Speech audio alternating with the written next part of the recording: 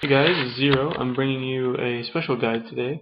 One of my alliance members, I'll show you the message right here. I believe his name is Joel. Just asked me real quick to put together kind of a fleet composition. He's played other strategy games, as most of you probably have, but he wasn't sure really what fleet would be best. Some games you want to build just the biggest ship, some you want to build the smallest, you want to balance. Some are better than others. And this game's kind of all about ratios and something called rapid fire. So, as you've probably figured out from before, a combat report is divvied up into different rounds, you would probably call it. So we're going to look at this battle report real quick. We're going to go to the bottom where it says Detailed Combat Report. Okay. So this is where it's going to show each individual round. So this is me versus Dark Dan.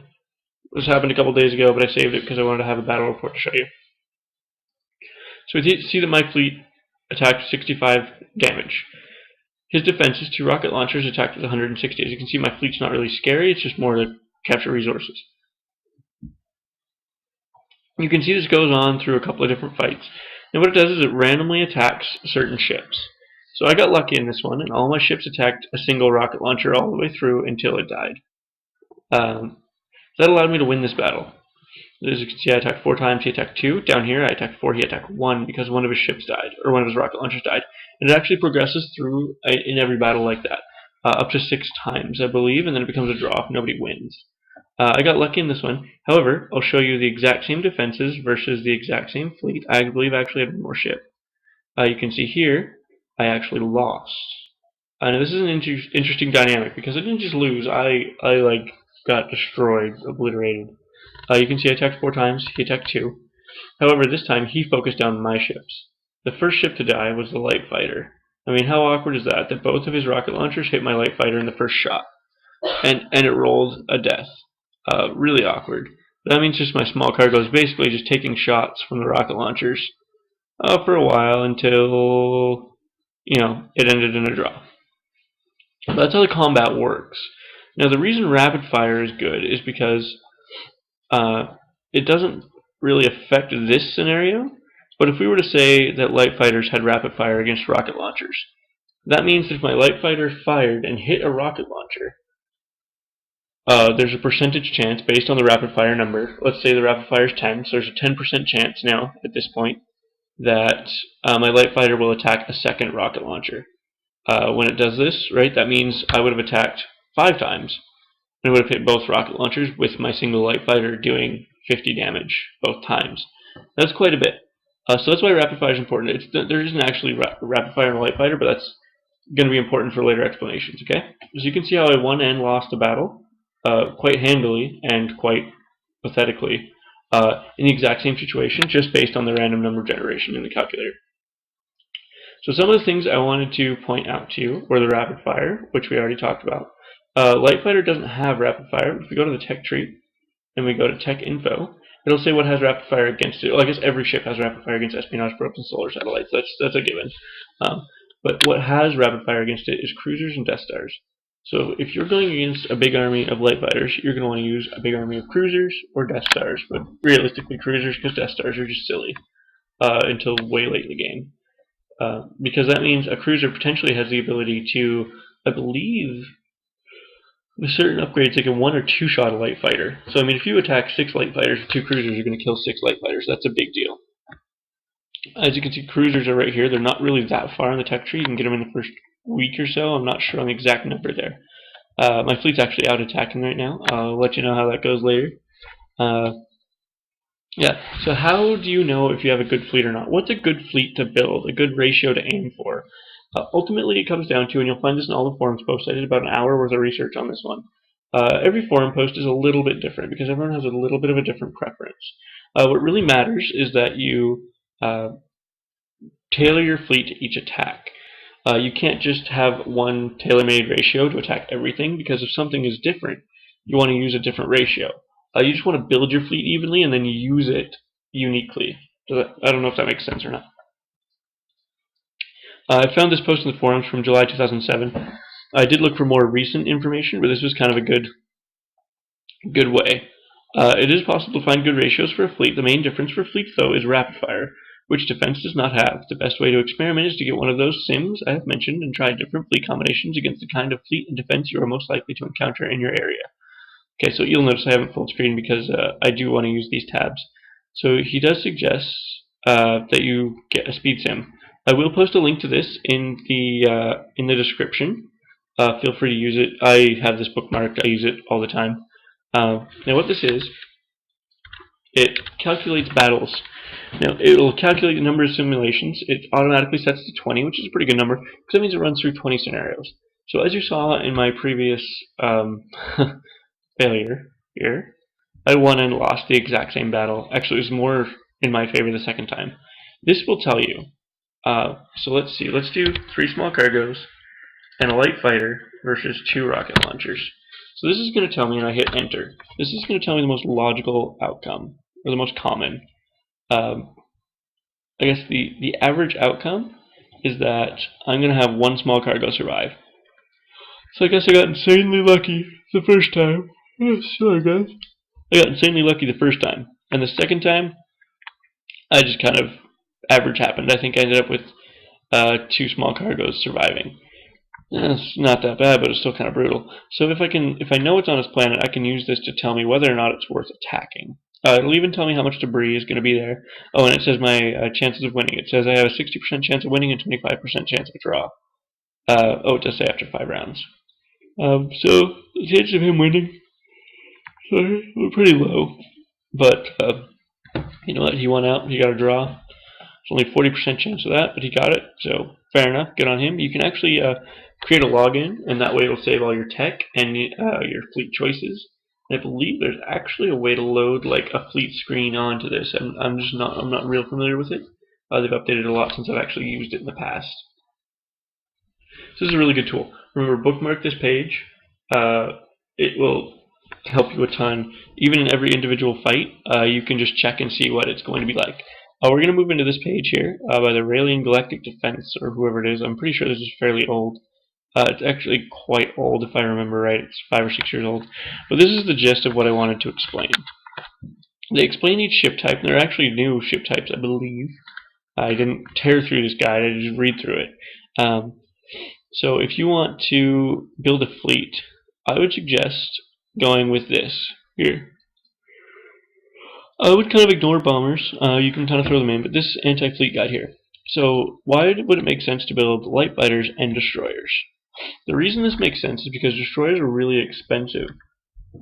What you're paying for is the big size. Light fighters are really cheap. So what you're paying for there is something that's expendable. The reason cheap is good is that if you have something that does, let's say, 10,000 damage, and it attacks a light fighter, which only has, whoa, that's not good. Sorry guys. Yeah, so something with 10,000 attack attacks a light fighter, that actually doesn't really do anything. It kills the light fighter, but the light fighter only has 400 armor, or 4,000 structural integrity, I believe it is. So I mean, that shot's completely wasted. Like less than 10% of it actually did damage. It's like 4% of that shot did damage. Whereas if that hit a destroyer, it would nearly kill it, if not kill it, right? I don't know the exact numbers on that, but at the same time, does that make sense? Like, you want it to attack light fighters because they're fodder. Anything that's going to do way more damage than a light fighter has HP, or structural integrity, is good, because that means it's killed a 4,000 resource unit instead of like a 100,000 resource unit. Because destroyers, battlecruisers, and battleships are not cheap. So that's really important. Also, not a whole lot has rapid fire against heavy fighters and light fighters. Just cruisers and I believe, is it destroyers? Something like that. Or battlecruisers have rapid fire against heavy fighters. So if you build 100 light fighters to every 50 heavy fighters and to every 20 cruisers, cruisers have rapid fire against light fighters. You want to have cruisers because even though their attack is low for how much they cost, and so is their defense, they have good rapid fire against light fighters. I mean, relatively good anyway. So they can take out those large swarms of light fighters as part of your fleet. Because the faster you kill light fighters, the more damage that your battleships, battlecruisers, and destroyers, the more damage they can deal directly to the enemy large ships or the Death Star or the big defenses. So what the goal is to burn through the enemy's fodder while maintaining yours. So you always want to have lots of fodder. As you can see, it's 100 light fighters every one destroyer. Like that's a lot. But you usually want, like, in a normal battle, you would want to attack with this ratio or something similar. Let's say they have no light fighters, you would leave your cruisers out because they're not cost efficient in any situation, really, unless it involves light fighters. Or it's something really quick that you need to do because they're fast. So it really depends, right? And if you're attacking something that just has destroyers, you're probably going to want to use the ships that don't have that it doesn't have rapid fire against. So you are going to tailor what fleets you send into battle, but you're going to want to build it generally to this. Now, I don't want you to just take this as a number and build to it. I want you to take that to a number, tailor it to what you want to do. As it says here, you want to tailor. Sorry, wrong forum post. You want to tailor to what exactly you're going to be going into.